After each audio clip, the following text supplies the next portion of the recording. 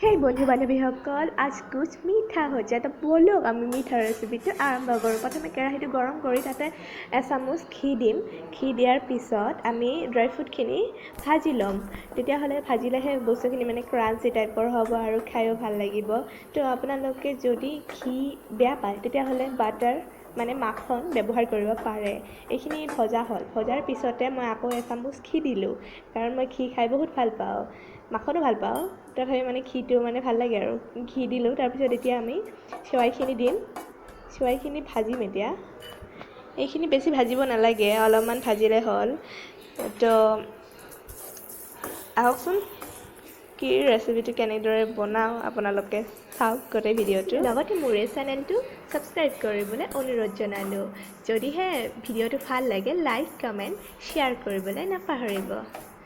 তো বলক এইখিনি বেছি ভাজিব নালাগে, অলপমান ভাজিলে হ'ল আৰু বেছি ভাজি থাকিব নালাগে কাৰণ এইটো এনেও ৰষ্টেড হয় আৰু এইটো খাই মোৰ বিৰাটেই ভাল লাগে। দাম হ'ল 10 টকা আৰু এইটো পেকেটত থাকে 90 গ্ৰাম আৰু ইয়াতে প্ৰটিন থাকে 10, fat 0, fibre 5, carbohydrate 81, cholesterol 0, energy 376। ইয়াতে লৈছোঁ কাজু কিচমিচ আলমণ্ড। আমি এতিয়া ভাজি থোৱা সেৱাইখিনিত আমি গাখীৰ ঢালি দিছোঁ, উতলোৱা গাখীৰ। এইখিনি গাখীৰে কম হ'ব। এতিয়া আমি ইয়াতে আকৌ গাখীৰ দিম। এতিয়া গাখীৰখিনি দি কিনে এইখিনি আমি সিজিব দিম। ইয়াতে এতিয়া আমি চেনি দিম। আপোনালোকে যিমানখিনি খায় সিমান পৰিমাণে চেনি দিব।